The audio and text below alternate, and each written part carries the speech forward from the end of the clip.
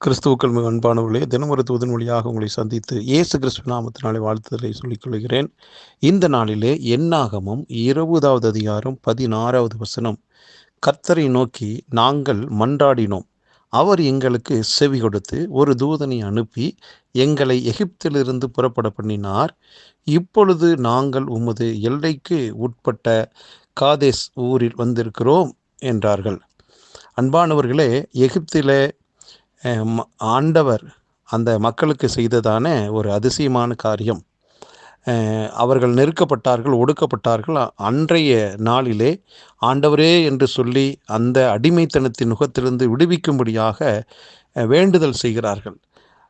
அப்பொழுது அந்த வேண்டுதல் கேட்கப்பட்டு ஆண்டவர் மோசே என்றதான ஒரு தெய்வ மனுஷனை, ஒரு தீர்க்கதரிசியை அனுப்பி அந்த அடிமைத்தனத்திலிருந்து மக்களை புறப்பட வைத்து ஆண்டவர் குறித்ததான தேசத்துக்கு நேராக வழி நடத்தப்பட்டார்கள்.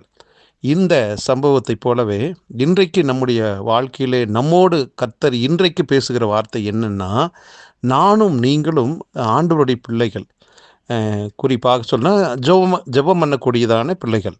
அப்போ நம்முடைய ஜெபத்தினுடைய வல்லமையை நாம் புரிந்து கொள்ள வேண்டும். அன்றைக்கு அவர்கள் ஜெபம் பண்ணின உடனே அவர்களுக்கான பதிலை ஆண்டவர் உடனடியாக ஏற்பாடு பண்ணினார். அதே போலதான் அன்பானவர்களே, நீங்கள் ஒரு சில விஷயங்களுக்காக ஜெபத்தோடு காத்திருக்கிறீர்கள்.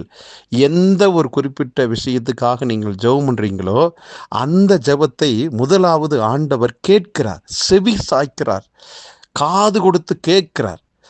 அடுத்து என்னன்னா, அதற்குண்டான ஒரு ரெமிடியை, ஒரு விடுதலையை, தீர்வை காண்பதற்காக ஏதாவது ஒரு மனிதர்களையோ அல்லது ஏதாவது ஒரு சம்பவங்களையோ கர்த்தர் உண்டு பண்ணி அந்த குறிப்பிட்ட உபத்திரவம், போராட்டம், வியாதி, பலவீனம், நெருக்கடிகள், இப்படிப்பட்ட அந்த இடத்திலிருந்து உங்களை விடுவித்து தேவன் காண்பிக்கிற, தேவன் உங்களுக்காக ஆயத்தம் பண்ணினதான அந்த இடத்துக்கு நேராக, அந்த சுகத்துக்கு நேராக, அந்த ஆசீர்வாதத்துக்கு நேராக உங்களை வழிநடத்த அவர் விருப்பமாயிருக்கிறார்.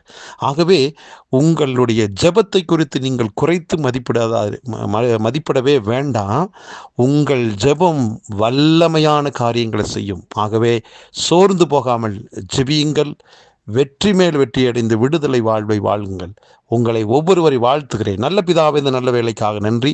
ஜெபத்தின் வல்லமை, மேன்மை குறித்து இந்த சம்பவத்தின் மூலமாக எங்கள் கற்றுக் கொடுத்தீர்.